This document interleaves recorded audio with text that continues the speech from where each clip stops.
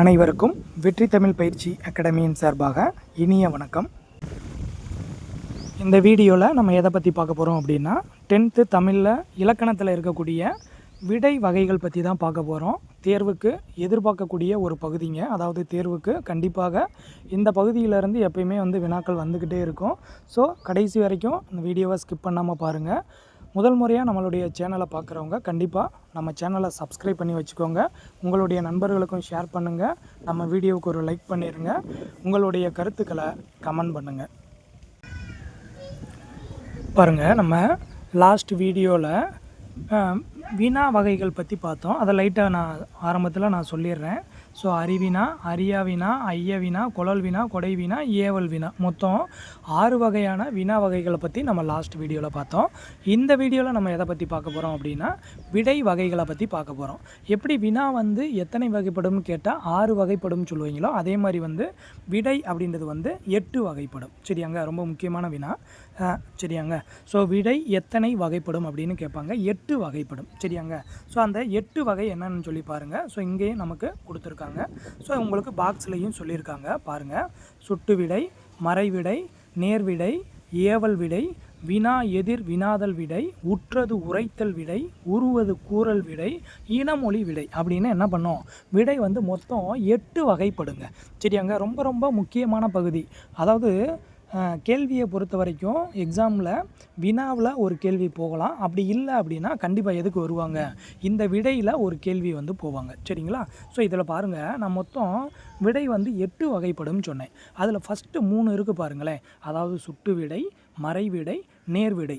இதை நம்ம எப்படி சொல்கிறோம், வெளிப்படை விடைகள் அப்படின்னு சொல்கிறோம். ரொம்ப முக்கியமான கேள்விங்க.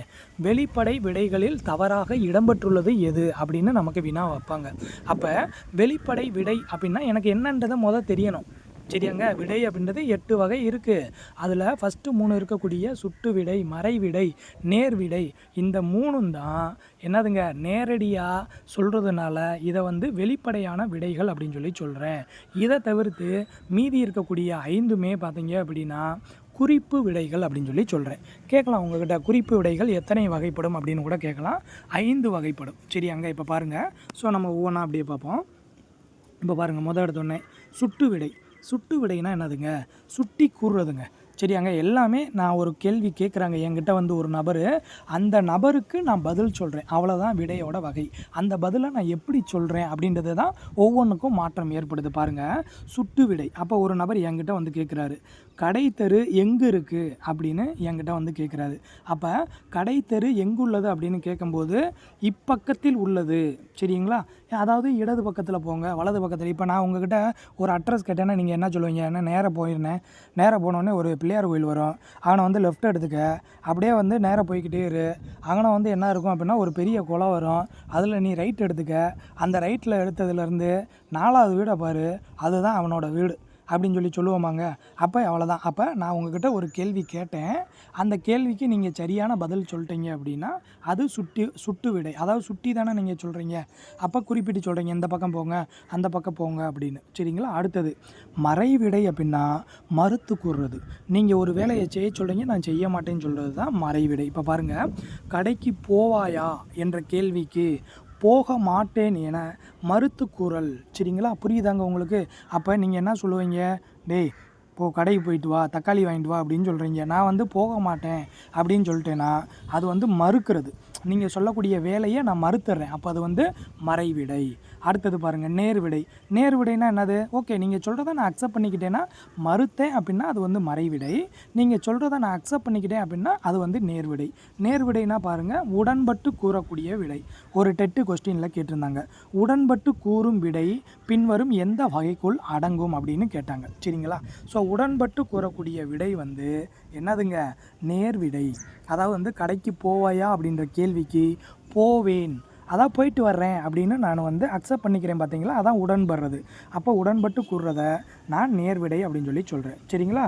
அப்போ இந்த சுட்டு விடை, மறைவிடை, நேர்விடை, இந்த 3ஐயும் நம்ம என்ன சொன்னோம், வெளிப்படை விடைகள். சரிங்களா.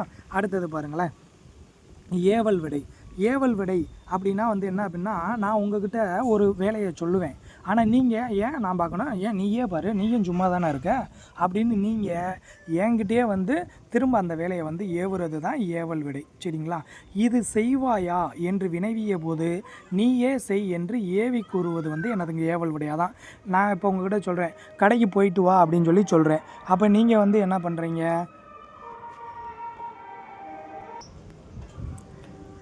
அப்போ ஏவல் விடையில் நான் உங்களுக்கு இது செய்வாயா அப்படின்னு வினவும்போது நீயே செய், அதாவது கடைக்கு போயிட்டு வா அப்படின்னா ஏன் நீ போயிட்டு வா, என்ன எதுக்கு போக சொல்கிற அப்படின்னு நம்ம வீட்டில் சண்டை போடுவோம்லங்க, அதுதான் ஏவல் விடை. சரியாங்க? அடுத்தது பாருங்கள், வினா எதிர் வினாதல் விடை.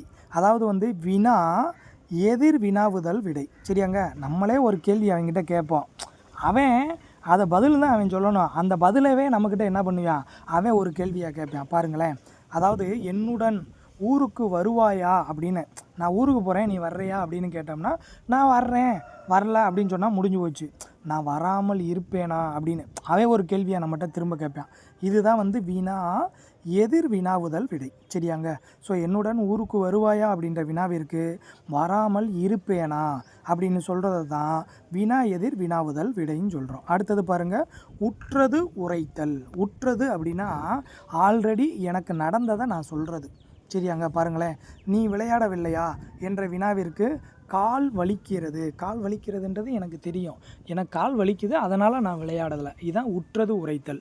அடுத்தது உருவது குரல்னால் என்னதுங்க, இனிமேல் வரப்போகிறது. அப்போ அதே கேள்வி தான், நீ விளையாடவில்லையா அப்படின்னு கேள்வி கேட்கும்போது கால் வலிக்கும், அதாவது நான் விளாண்டா எனக்கு கால் வலிக்கும் அப்படின்றது உருவது, இனிமேல் வரக்கூடியதை நான் முன்னாடியே சொல்கிறது, அதான் உருவது குரல் விடை. அடுத்தது இனமொழி. ஸோ அந்த இனம் சார்ந்ததை நான் பதில் சொல்கிறது. உனக்கு கதை எழுத தெரியுமா அப்படின்னு கேட்டால் எனக்கு கட்டுரை எழுத தெரியும் அப்படின்னு சொல்கிறது வந்து இனமொழி விடை. சரியாங்க? ஸோ அதாவது அதற்கு இனமான மற்றொன்றை சொல்கிறது. ஸோ உனக்கு கவிதை நல்லா எழுதி வைப்பா அப்படின்னு கேட்டால் இல்லை, நான் வந்து பேச்சு போட்டி தான் நல்லா பேசுவேன், கட்டுரை போட்டி தான் எனக்கு நல்லா எழுத தெரியும் அப்படின்னு சொல்லுது. அப்போ இதெல்லாம் ஒரே இனங்களுக்கு கீழே வரக்கூடியது. அப்போ உனக்கு கதை எழுத தெரியுமா அப்படின்ற வினாவிற்கு கட்டுரை எழுத தெரியும் அப்படின்னு நீங்கள் சொன்னீங்க அப்படின்னா அது இனமொழி விடை அப்படின்னு சொல்லி சொல்கிறோம். அப்போ இந்த ஏவல் விடை, வினா எதிர் வினாதல் விடை, உற்றது உரைத்தல், உருவது கூறல், அடுத்து இனமொழி விடை, இந்த 5ஐயுமே நம்ம வந்து என்னன்னு சொல்லி சொன்னோம், குறிப்பு விடைகள் அப்படின்னு சொல்லி சொன்னோம். சரியாங்க? ஸோ இதையுமே நம்ம நன்னூல் எப்படி வந்து பாடுது அப்படின்னு பார்த்துக்கோங்க. சுட்டு மறை நேர் ஏவல் வினாதல் உற்றது உரைத்தல் உருவது கூறல் இனமொழி என்னும் என் இறையுள் இறுதி நிலவிய 5ம் அப்பொருண்மையின் நேர்வ அப்படின்னு என்ன பண்ணுது, நன்னூல் குறிப்பிடுது. அதாவது நம்ம லாஸ்ட் வீடியோவில் சொன்னோம், வினாவை பற்றியும் நன்னூல் தான் பாடிச்சு, விடையை பற்றியும் நன்னூல் தான் பாடிச்சு. சரியாங்க? ஸோ டோட்டலாக இந்த இதில் நம்ம விடையோட வகைகளை பற்றி பார்த்தோம். மொத்தம் 8 வகை இருந்துச்சு, அந்த 8ஐயுமே நம்ம எக்ஸ்பிளைன் பண்ணியிருக்கோம். தொடர்ந்து ஃபாலோ பண்ணுங்கள், நம்மளுடைய சேனலை சப்ஸ்கிரைப் பண்ணி வச்சுக்கோங்க. முதன்முறையாக பார்க்குறவங்க உங்களுடைய நண்பர்களுக்கும் ஷேர் பண்ணுங்கள், மறக்காமல் லைக் பண்ணுங்கள், கமெண்ட் பண்ணுங்கள். தொடர்ந்து உங்களுடைய வெற்றிக்கு என்றும் வெற்றி தமிழ் பயிற்சி அகாடமி உறுதுணையாக இருக்கும். அனைவருக்கும் மிக்க நன்றி.